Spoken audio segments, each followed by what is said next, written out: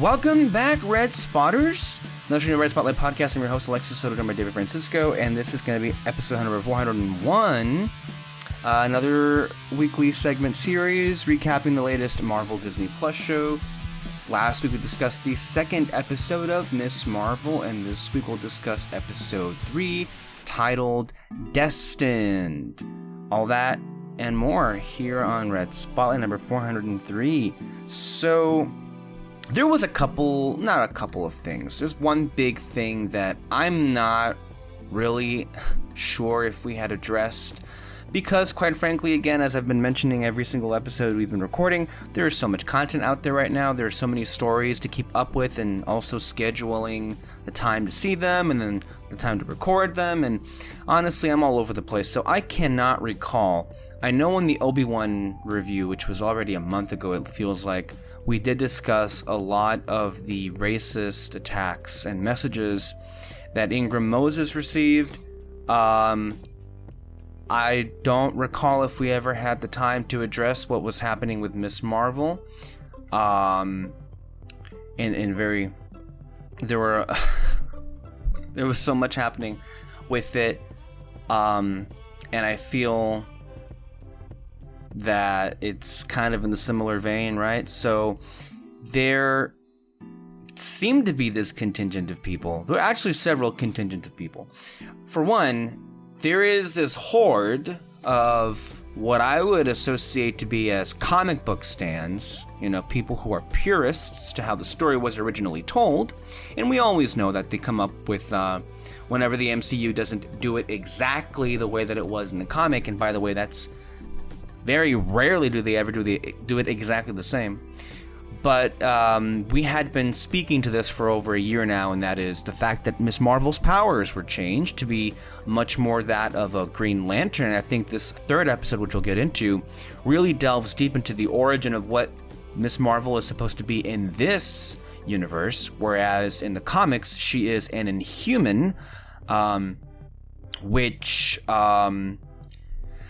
is not really a thing that's in the movies or the Disney Plus shows that are produced by the same people who make the movies. Again, it's this long-standing issue where the Inhumans were a big thing on Agents of S.H.I.E.L.D., which was Marvel Entertainment, not Marvel Studios. Even though the two studios did collaborate, they did back and forth. It's a big mess. The point is, the Inhumans and the outbreak of Terrigen never really was addressed in the films, and so we have to assume that we're acting with a couple of degrees of separation, which is why they, I would assume, is one of the influences as to why they changed the power set. Now, one would say, in fact, I would say, Ms. Marvel could have been a great way to really have connected, maybe, extended an olive branch, if you will, to that series and just gone ahead with the whole Inhuman thing, but apparently they don't seem to want to do that ever. So, okay, fine. That was my issue with it, and that's why partly it was a bit infuriating, but that apparently is not why a lot of these other fans are upset, because of course I'm the only person that cares about S.H.I.E.L.D. They're more concerned with their Ms. Marvel comic staying exactly the same as it was in the TV version, which is, I don't know. I guess it remains to be seen. Evidently, there are people who are really deeply insulted with the fact that they made Ms. Marvel what she was revealed to be in episode 3. I don't really understand it. I don't really care, because as far as I'm concerned, with these 3 episodes, if I didn't know they changed her origin completely as far as her powers are concerned from the comic, if I didn't already know that going in, I wouldn't have guessed just by watching it, because they've done, to my view, a really excellent job of whatever these changes were to make them feel as organic as possible. So that's just been my take. But that's, yet again, one element of this, because there are these other group of people who we have discussed. Ironically enough, David, I know there was this one comment that you laughed at and you brought up years back when we did our audio commentary for the Captain Marvel movie. And it's hilarious because this person, for whatever reason, was listening to our commentary all the way into the end. And it wasn't until the very end of that commentary where we basically just clarified, for anybody who was wondering, that we were against the alt-right audience or the people who, you know, are aligned with thinking with the enforcers of the alt-right agenda, you know, geeks and gamers and other people of this sort, because they very much are sexist individuals that, you know, ran a horrific propaganda campaign against Carol Danvers, which came off as disgusting and pathetic. And that we were all there. We all lived. That's what happened. And so with Miss Marvel, these people out of nowhere were claiming, like, can you believe they got a brown Captain Marvel to replace the white Captain Marvel? And look, it's what you would expect. It's exactly what you would expect. And I think it really reveals the hypocrisy and the downright idiocy of these people, because that would, like, mean you gave a shit about Captain Marvel in the first place. Last I recall, as I just mentioned, you fucking hated, what's her name, Brie Larson. Like, you burned her at the stake. You, like, she triggers you like no other female does, apparently. And you're gonna pretend to be insulted that they, according to your logic, replaced her with a brown version? Really? You really gonna pretend you care about that character or Brie Larson? So first of all, go fuck yourselves there. Second of all, get fucked again for somehow spreading off this insinuation that just because a white actor gets replaced by an actor of color, that one is is a symptom of a conspiracy against white America, and two, a bad thing overall, because none of those things are true. It's this whole thing of white replacement theory. By the way, if you are conservative, and if you watch Tucker Carlson on Fox News, you would know what this thing is. And of course, you've all been bamboozled and fooled into thinking this thing actually exists, because it just goes back to this idea that white people in this country are afraid of losing the privilege and power they've had for all of the time this country has been a thing, and that's why they push so hard back against all of it. So if that's what you subscribe to, then it makes all of this bullshit really clear. And that's why you're seemingly have a bitch fit every single time we have a story that's not focused on white people. Is because you are reminded that there's less of you in pop culture and there's more of these other voices that, left to your own devices, you'd rather them remain unseen and completely ignored.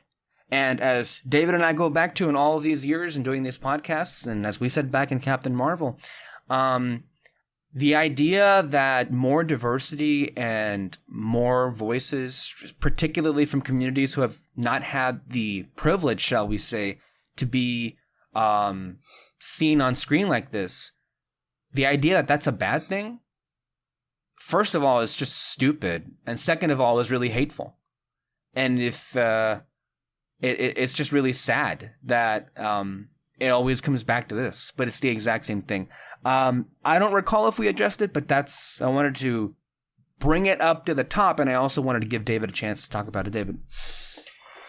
I mean, when it comes, honestly, I really don't care much about this character. I don't really know much about this character, so whatever changes they make, I don't care, as long as they give me a good show, something that's entertaining, which so far, yeah, I'm entertained. I'm really liking this character. She's fun. In terms of just everything else, like not liking this character because replacing a white character and all that.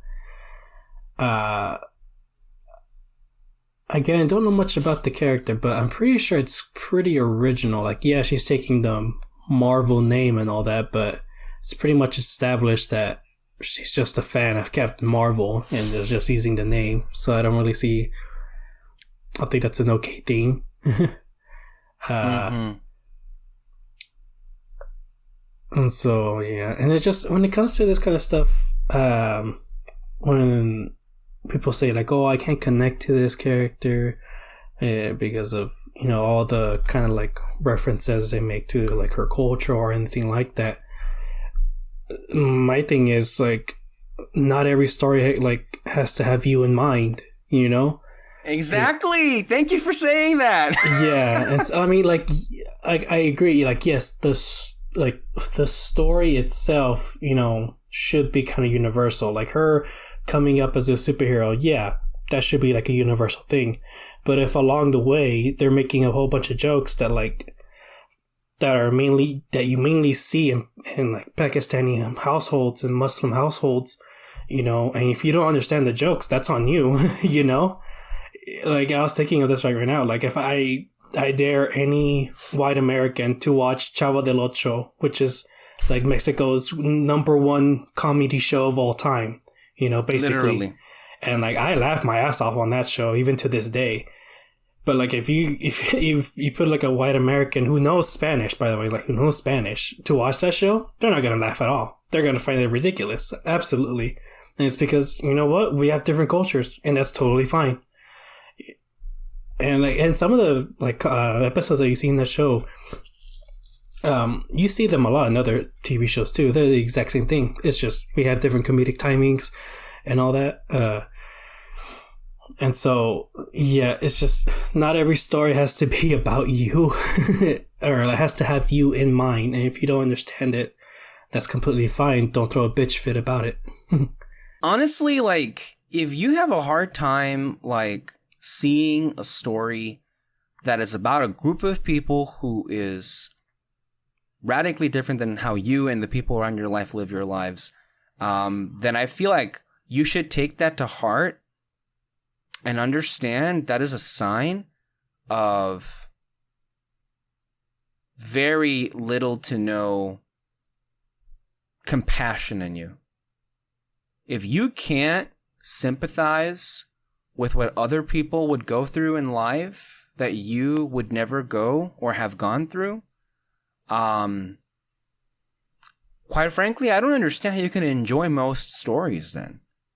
But the idea that it only seems to bother you when you're being asked to care about, like, black or brown people or females or gay people, or other religions, then all of a sudden it becomes an issue for you, then I think you should take that as a sign that you are deeply xenophobic, sexist, racist, and homophobic, and transphobic probably as well. And you should probably take it upon yourself to fix that, because those are all examples of a trash human being. It's no accident this keeps happening again and again and again. It just isn't.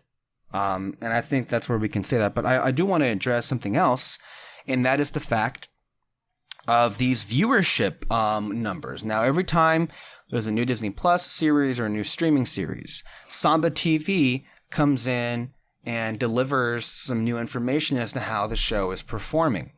And there has been some debate as to how it's been doing.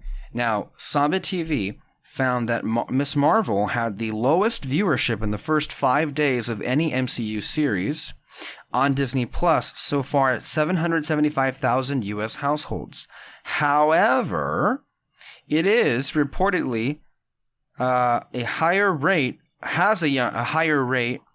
of younger viewers and Black, Hispanic, and Asian households than any other MCU shows. Now, that last bit is probably the most important part in all of this, because it shows you that among communities of color, it says here Asian, Hispanic, and Black, and younger viewers, this is by far and away the most successful show of the MCU Disney Plus series. Go fucking figure.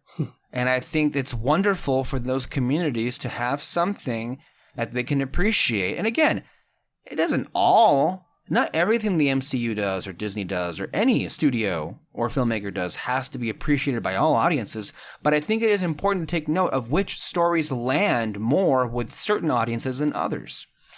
It shouldn't be taken as an attack on anybody, but then again, that's how many people view it as. To the overall thing, which is, why is it, and overall viewers, according to Samba TV's numbers, why is it the least viewed? I think the answer to that is quite fucking simple. I don't think any of the other shows, Moon Knight, WandaVision, Falcon, Loki, Hawkeye, they didn't have so many other things to compete with. First of all, none of those shows had competitive box office. Right now, we are witnessing the return of big movies actually making big profits and numbers, and audience, attendance at the box office. It's coming back. Top Gun Maverick is less than $100 million away from hitting $1 billion, which would make it the first, I think, Marvel movie, non-Marvel movie since the pandemic to make $1 billion. That is a sign of an audience returning to big movies. And there are many of them happening right now, whether it be Top Gun Maverick, whether it be the new Pixar film, or the Jurassic movie, or what have you. You add that Ms. Marvel is now in a much more competitive streaming environment because, Stranger Things 4, and by the way, if you looked at the numbers, all of the seasons of Stranger Things right now are posting such big hits. And then when you add on top of that, and maybe the mistake is on Disney Plus's part, not so much that you had a Marvel show and a Star Wars show happening at the same time. I'm not sure that's the problem at all. What I think clearly is the problem is when you drop them both at the same time on the same night. Because I feel like if given the option, and I think what has bared out is what's happened is people have gone to see Obi-Wan over Miss Marvel. I still watch Obi-Wan first before Miss Marvel, so... Same here. Yeah. Same here, and I think most people do. So, I think you and I are the rare birds that, once Kenobi's done, we put on Miss Marvel immediately. But Kyle and Alexis have certainly not. It's been there. It's been available for 3 weeks now. Some episodes of Miss Marvel. They watch Kenobi whenever it drops, but are not at all bothered or interested to go on Miss Marvel. And I bet you that's a lot of people, which is rather unfortunate. So I think they... Also, I'm just going to say it. I think Miss Marvel's a better show than Kenobi, even though I've really, really like Kenobi. Overall, I would say Miss Marvel is better, but choreography-wise, it's better. Yeah, there's a lot of things. And we'll discuss Obi-Wan on some other show. But Miss Marvel's a really great show. I think Miss Marvel may have... Right now, a lot of people are saying Miss Marvel could be the best Disney Plus Marvel show. And I'm kind of inclined to agree, considering how things are going. So, I think that's what's happening here. So, all that put to the side, let's go ahead and get into this episode number 3, Destined. Initial reactions, and then we'll get into the spoiler territory. Pretty massive episode. We begin off the top with a revelation of what it is that what is the artifact that Miss Marvel was wearing, where that comes from, where these group of people come from that saved Kamala from last week. All of that is really interesting, and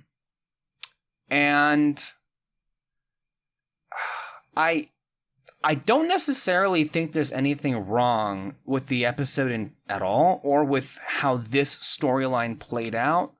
All that I am frustrated in the idea that with that storyline in particular, and these group of people who call themselves the clandestine, I would have loved the opportunity to not have had almost to a whiplash effect, have an about face as to what kind of people they actually are. And this is where I go back to, this is so good. Everything else, I'm not having an issue anywhere else. And I think everything is being delivered so brilliantly and beautifully. But when you have an element like that, where I'm a little bit dissatisfied, where it was just so like, hey, we're this. And then the next thing was like, by the way, no, we're not. It makes me wish we had more episodes. And I'm sorry if I'm going to be bitching about this for the rest of time, but like, I feel like we just need more episodes. For my sake. But then also, I think there could be some things here and there. There's another element where Nakia, Kamala's best friend, who was, as we've established in the last 2 weeks, was running for the board of the mosque. That storyline has a big pivotal moment off screen. Like there's a big thing that happens for her, and like last week we saw her campaigning, but then this week the election's already been held, and there's a result, and all that happens off screen, and I'm like, that's something I really wish we could have seen in the episode, and maybe we could have seen it on screen if maybe we had more than 6 episodes.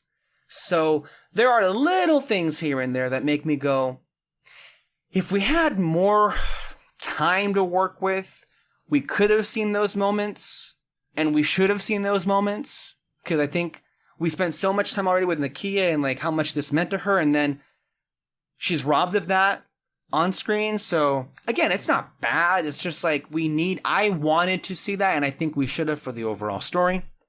So those small quibbles out of the way with, I thought this was fantastic. And I think every single episode of the show has been a success. I feel like we're at we're 3 home runs in a row is how I feel about these episodes. Like, I love these characters. I love the dynamic of this family. You know, Kamala, her mom, her dad, her brother, and now sister-in-law, Bruno.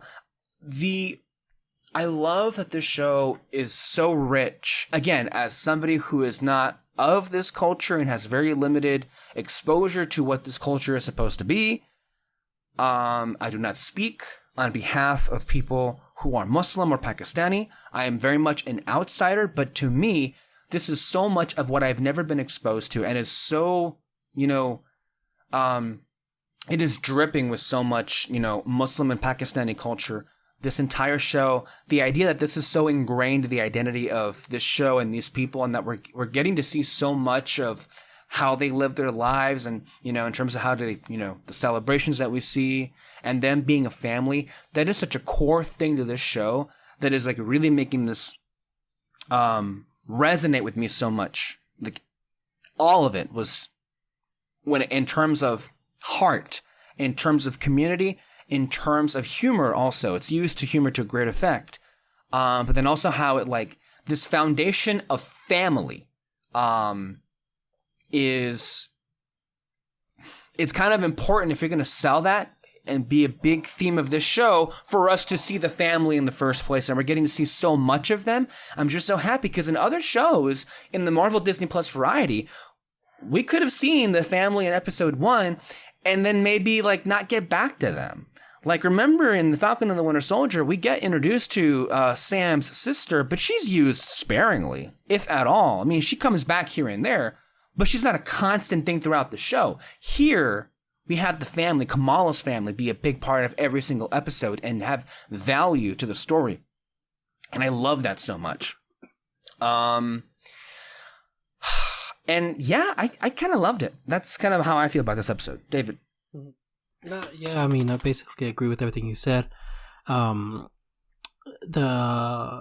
revelation of the Carmon's mom. Origins. Oh, yeah. It was a bit of, like you said, it was a bit of a whiplash, just kind of like getting that information, then what happened to them at the end of the episode and all that. That's probably my one complaint. It's a turn that, like, okay, I'll give it to you like this. My issue is not so much the turn. I can buy the turn. Yeah. In fact, you can almost see it coming. The problem is how quickly it came. Mm-hmm. I thought I was at least going to be in the next episode or something. Or maybe in the final episode, too. It's 6 episodes. Yeah. So, yeah, whatever. Yeah, that's kind of just my one complaint. I wish we would have gotten there from the beginning, or yeah, wait till like the last episode to get that turn. In terms of, I really like that we kind of we really got into Kamala's feelings about the whole situation in the last episode where she saved that kid. I really like that we actually kind of got to sit with her, and it was kind of bothering her the way she handled the whole situation and everything. Yeah. And just kind of like, even though she couldn't tell them everything, she did use her family to help her out through this, even though they couldn't see the whole picture of it. But yeah, I mean, like you mentioned, it is the family aspects that are still the best in the show. They all just seem to be having fun. You know, they're getting ready for the brother's wedding and everything. And everything leading up to it was super fun. I really do care about this family, especially now. And yeah, it's just a fun episode. Yeah, and I think, what you were saying about, Kamala, I love everything with her in this episode, and getting to see her, like, struggle and be so conflicted with, like, what her reality is now. Because, yes, there's this whole thing with her understanding what the powers and the origin of those are from, but it really isn't so much that. Is the idea of being a hero and looking at the consequences of that. And I think it does that thing that Peter always goes on about, is giving your characters. You create characters by giving them difficult decisions. That's what's happening. And what you have here is, this is everything Kamala ever wanted. She was a big fan of, Captain Marvel, but a big fan of the Avengers. And here she is, having powers, and she saved someone, but the consequences of that is she now feels as if she's put her entire family and community at that in danger, because of what is, they are being surveilled.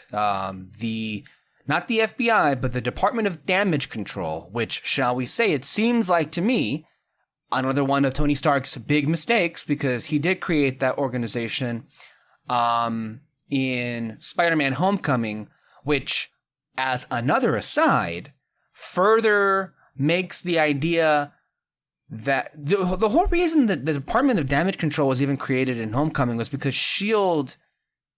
Never mind. That was wrong. It was still a thing. It was the Avengers.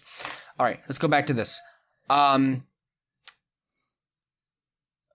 They intrude on the mosque, and they demand to search without a search warrant. And she's very fearful of... Kamala's very fearful, not just of being found out, but what could happen to those that she loves. And then she overhears, her mom talking about what she thinks of it. And it's just the stereotypical mom reaction. They're only ever concerned with... I mean, moms are very well-meaning and loving, but when you hear them talk to other moms, they come across as very self-centered. I mean, that's just the reality. Because she says in a line of dialogue, in response to this superhero, this Pakistani superhero saving a boy, that are not at all concerned with the fact that the boy would have died, if she hadn't intervened, but more concerned with, like, I feel so bad for her mom. She must be so disappointed. That's a lot of moms across all cultures. Can we just be real about that? And I've never understood that, but that's just how they are. It's like, oh, I feel so bad for her mom. The fuck does her mom have to do with this? Like, think about of the person who's being persecuted by the law for saving a boy? Maybe? I don't know.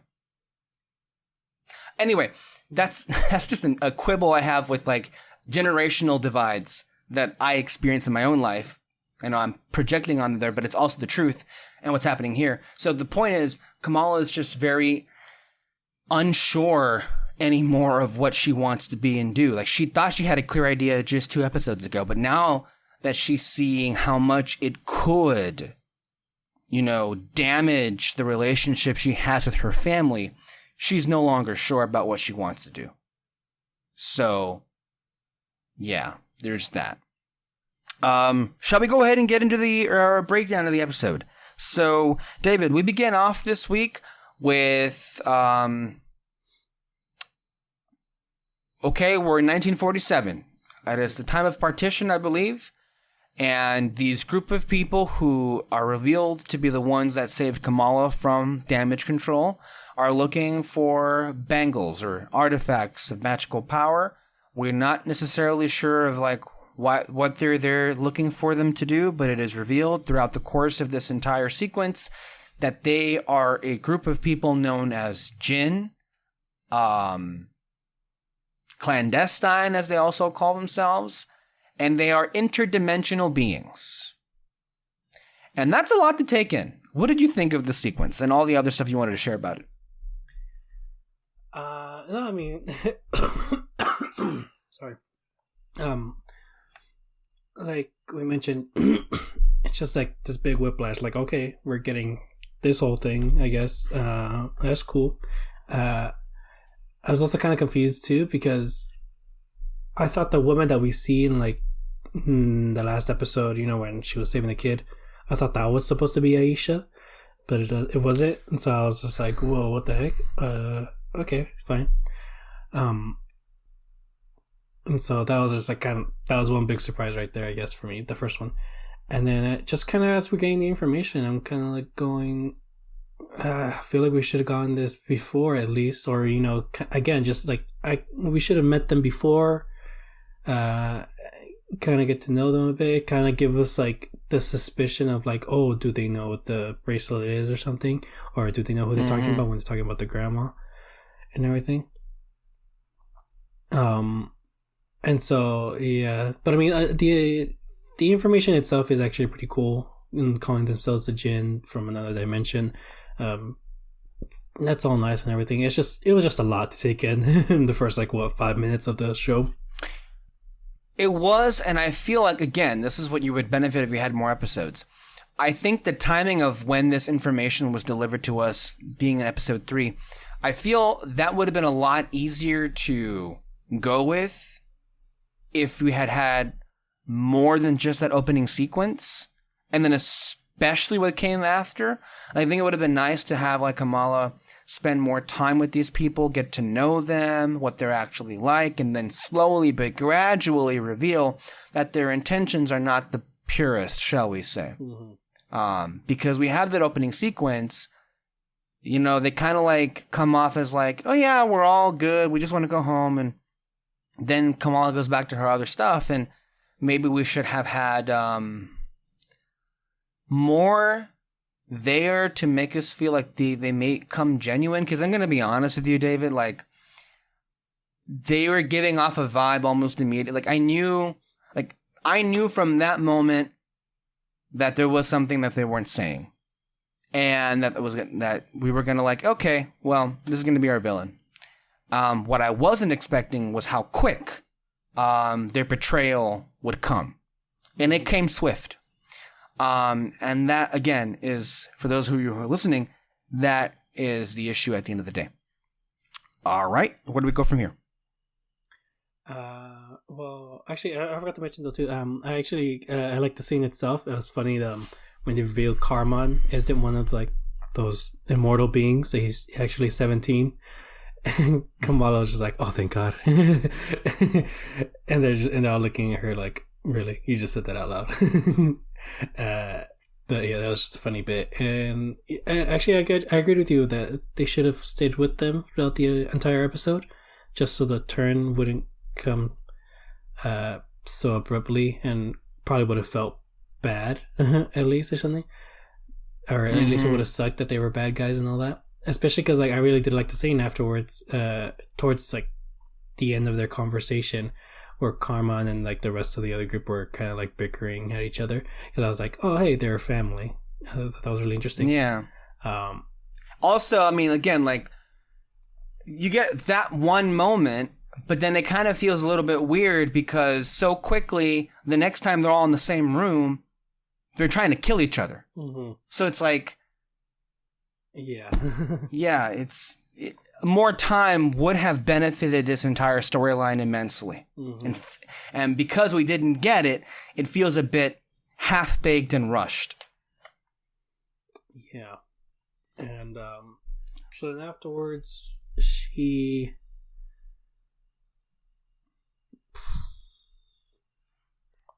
We jump around a lot of different places. I just remember that. We do. Yeah, I'm pretty sure she just goes home, kind of. I think she sees Bruno. And he tells her that she's she tells him and everything, and she tells him everything. Yeah, that they gotta go to back home and all that. And he's just kind of like, that's a lot of information, like like us. And she asks him to kind of do some research on how interdimensional travel, and he brings up Dr. Selvig. Is that the name? Eric Selvig, yes, from the Thor films. Yeah, he brings him up, which I guess he's just a professional in the interdimensional travel. It's just fun. I mean, if I were in this universe, I would immediately just like report it.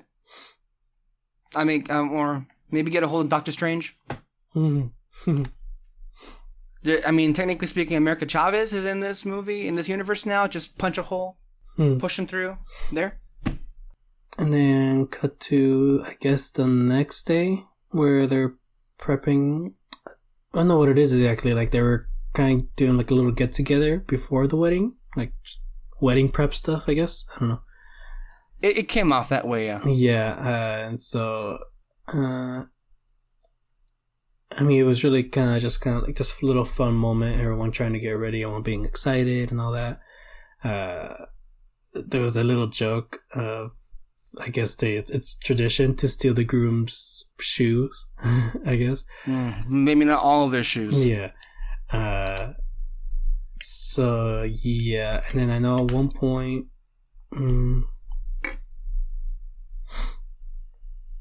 No, wait. No, that's a different scene. Never mind. I remember now. The guy from the mosque is also there, and they ask him about... a scene we see also skipped. Yeah. It's so hard to remember which scenes came first. I'm gotta be telling you, I don't know what this show.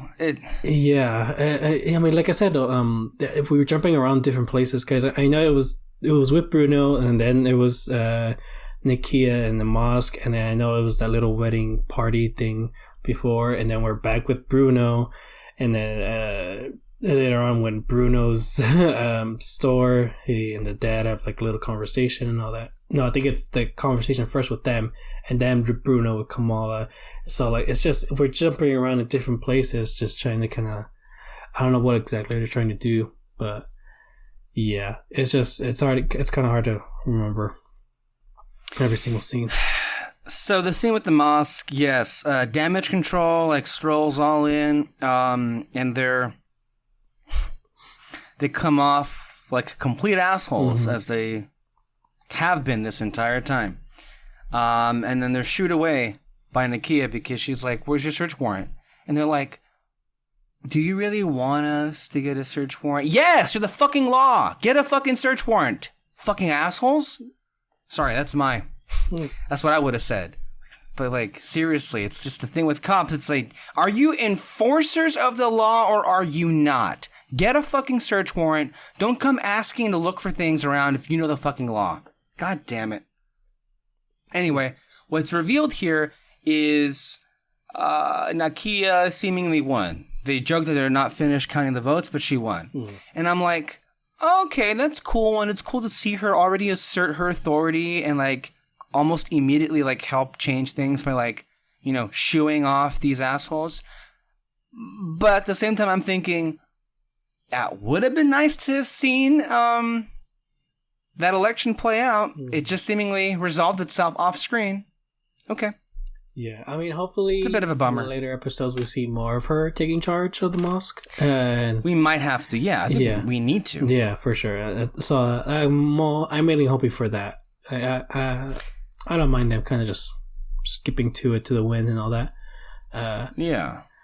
And so yeah, and then so go ahead. So next, I know Nakia and Kamala do talk at one point. She does tell her about that she won and everything, and she does congratulate her. But you know, it's kind of hard for her to be excited because again, she in the back of her mind, she just goes over and over how she really screwed up saving that kid's life and all that.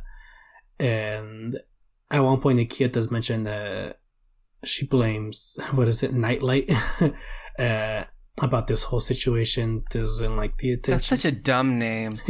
That's such a dumb name, but it's like it's so.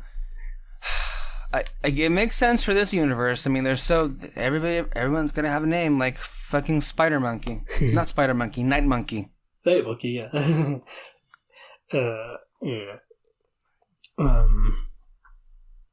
But yeah, I can't remember exactly their conversations, but I mainly remember Kamala just kind of she's not being able to get that excited as much as she wanted to, but. Yeah, because she sees, like, through Nakia, she understands, like, there's a lot of trouble that's being caused here. Mm-hmm. That's not necessarily what she wants.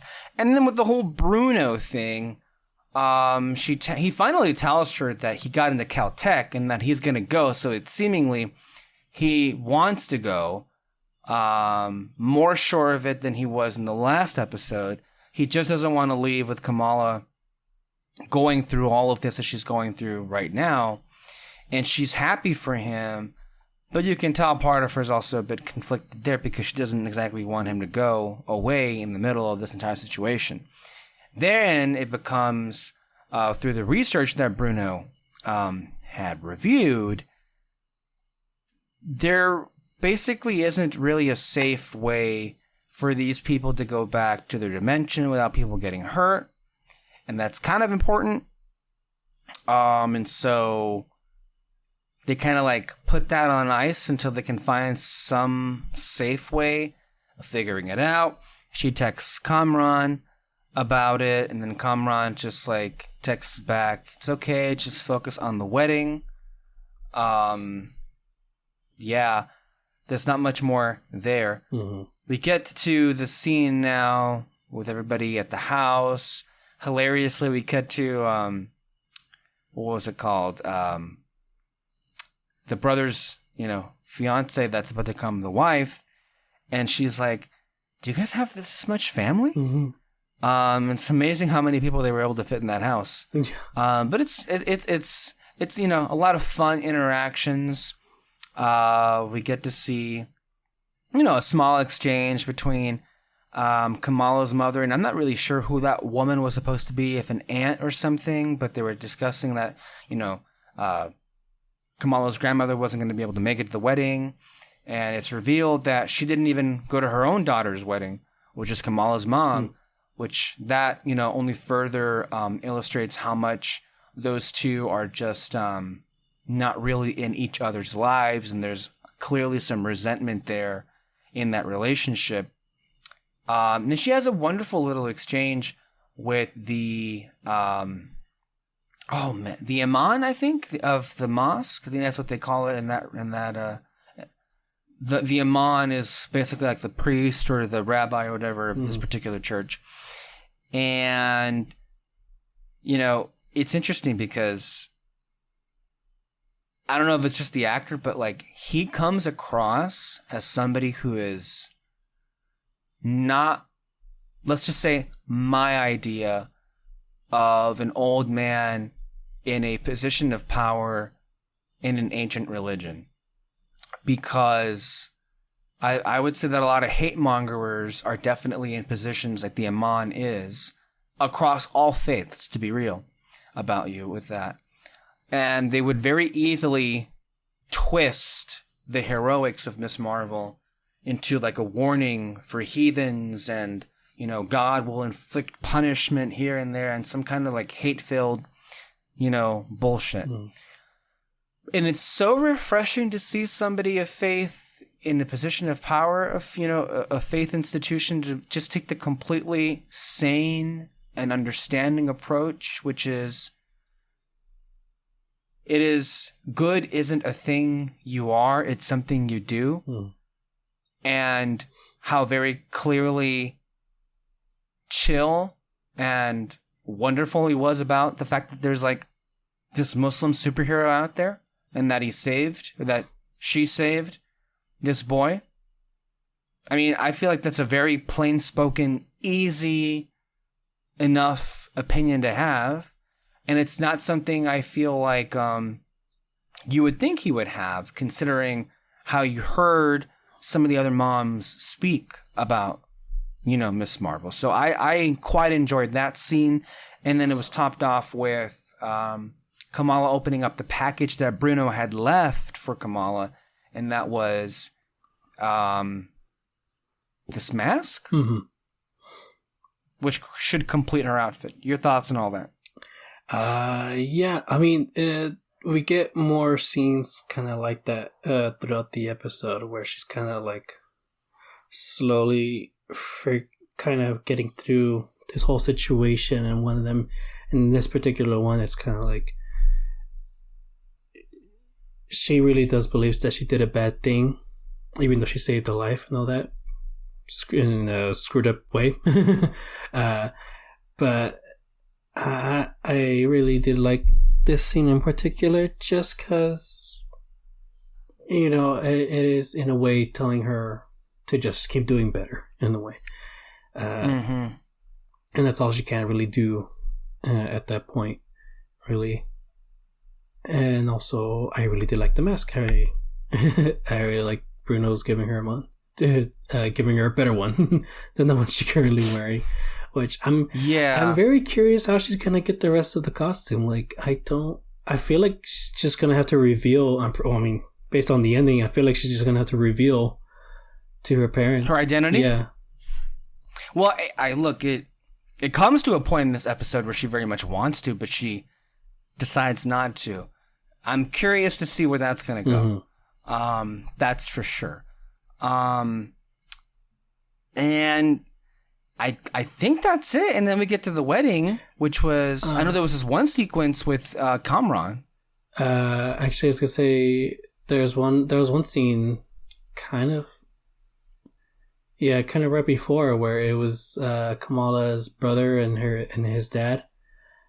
That's Kamala's brother and his. Oh wait, no, I'm sorry. Look, there's a scene where Kamala's dad walks into the convenience store that Bruno walks in. Too. Bruno had a shift and he couldn't be there. And he realizes that Bruno has been doing a whole bunch of research. And then he picked up the book and he translate what these jinn are. It turns out that these were, what people thought of as genies or demons or something, I guess. Then he walks away. Then we have a scene with Kamran. I know this breakdown is all over the place. I'm sorry. It is what it is. And it turns out that, Kamran's mom has been reading the texts and she's upset that he didn't tell her that they knew a way to get back home and very clearly did not give a fuck who would get hurt. So that tells me all I need to know about that person, and considering what happens next, okay, that's where we go. Then we get to the scene with everything with the wedding, which I have to say was pretty much perfect. We have the scene with, the father having a heart-to-heart with the son. That was great. Then we have the actual ceremony itself of the wedding happening, which was beautiful. Then comes the reception with this really, I want to say, brilliantly executed dance sequence where the whole family gets involved. Even Bruno's in there somewhere. That was just really, really nice. And then it all goes to shit because then the jinn come up and they tear up the place. So that's all that happens. You had some thoughts about that. Yeah. So the scene with, well, I guess I start with Kamran and the mom. You can clearly tell that they're running out of time. Like maybe their immortality is running at a stop or something, or maybe they're just running out of time. So that particular reason as to why they turn, I kind of liked it. It's just to kind of go from that to like, let's go get her and probably kill her is still a big leap. Yeah, and we'll kill everybody in our way. Yeah. What? Yeah. It's a bit lazy if you ask me. But okay. Honestly. And not at all believable. And then that little heart-to-heart with the dad and the brother, I really liked it. I liked the way they started off. He's just like, I only got like $700 in my bank account. That's just like, that's it? Really? But he's just telling him like, you're a family man. You're someone that cares about their family. whatever happens next, we'll get through this whole thing together. And you always have help, basically. Kamala hears this, and that's kind of why I think she is going to reveal her identity to her family later on. Because I just don't think this is something that she can keep a secret from them at all. She feel way too guilty about it. So yeah, it was mainly just really nice moment between those two, the dad and the brother. It's only been Kamala with everyone else, and so I kind of like seeing the dynamic with everyone else together. Right. And then the wedding itself, it was super nice. I like the whole, we could take Kim as your husband, take her as your wife, and then their reactions throughout it. It was funny. The reception, the little party that they had. Honestly, I didn't want it to end. I wish they would have kept going, but nah. Gotta give it up for Brown Jovi. Brown Jovi, yes. Yeah, the cover band. That was hilarious. That's so funny. And then everything goes to shit. And I like how they did put "Living on Prayer" throughout the entire sequence. Right? Yeah, they had an actual Bon Jovi song when the action sequences happened. Yeah, which I really liked it too, just because I don't know why. When I first heard that song, like long time ago, I had like an obsession over it and listened to it over and over again. For whom I'm sure, yeah. So I was just kind of like, nice. But yeah, this action sequence itself, it was far better. To be fair, it's far better than Obi-Wan Kenobi. That's my biggest complaint about that show and all that. But to be fair with this show, it's mainly her blocking attacks and everything. Good moments and everything. I feel the impact of her. She is always like getting blown away and everything. And then she's trying to sneak away from them as much as she can, but then things goes to shit again. She's getting caught. They bring out these like weapons, kind of cool weapons, and then she's getting overwhelmed and all that. And at one point, I know Bruno comes in, tries to help, fails, and then as soon as he gets attacked, that's when we finally see her do something new, which is the whole giant fist thing, and everything. She gets the upper hand and manages to get away for a while. At one point, Kamran does join in the fight, and he's actually holding his own. He's doing like really, really well, but then he gets knocked off from the second floor. Gets knocked out, and again she gets overwhelmed. But luckily, that's when the police come in, and everyone gets arrested. Kamala and Bruno manage to get away. When they make it outside, Nikia finds them and she sees Kamala using her powers, and she's just like, "Your nightlight, the fuck?"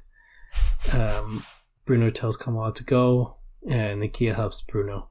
That's that one whole thing.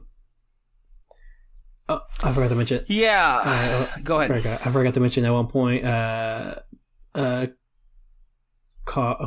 What's his name? That one lady, the evil lady, grabs hold of the bracelet at one point. They see a vision of a train. That's important. Yeah. Because then it comes back later on. And the rest of it, it's just like Kamala understanding this is some bad shit that's going on right now. And that she wants to tell her parents, but she can't bring herself to do so. Then she gets a call from her grandmother saying, "Did you see the train? You gotta come over here right now." It's like, what? Okay. And then the episode ends. All right.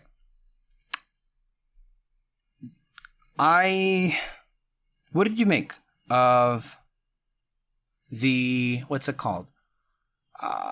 Action here? Because I've seen some people have issues with it. I thought it was pretty okay. I enjoyed it. I didn't see anything bad with it. your thoughts on it. No, yeah, like I said, it was mainly just her blocking attacks. She's not a fighter at all, really, and so she's still getting a handle of her power. So in terms of like what kind of using what they got in this situation, I thought was pretty creative. And so I kind of like when she was trying to hide away from them. One way they tried to reveal her was like turning off the lights and scaring her. Hopefully they'll trick her into putting up her shield, and it works. I actually kind of like that on their part. Mm-hmm. And then I liked how they revealed her next bit of power, which is not just creating platforms in the shield, but she created the fist, a giant fist, and I liked the way she did. It came about trying to save Bruno and everything. Yeah, I mean, I think they got pretty creative with what they got so far, and it's just gonna get better from here on out. Yeah, I enjoyed it, and I think it's just nice to see her kind of like using this as another opportunity, kind of like a do or die situation, to kind of like figure out how, even more so in a real situation, how her powers would work, and she handled herself pretty nicely. I mean, it shows that she is quite formidable in desperate situations like that. That's kind of all I have to say. All in all, it was a great episode. Again, it is a great series, and I'm hoping that people are gonna fucking start watching this now that Kenobi's out of the way with. You know, maybe. But yeah, that's kind of where we're gonna leave it. Mm-hmm. So thank you all for listening so much, and catch us back next week for another installment of the recap for Ms. Marvel. And of course, stay tuned for other recaps like Obi-Wan and others coming to you in the future under our spotlight. Until next time, we will see you. Bye-bye. Bye.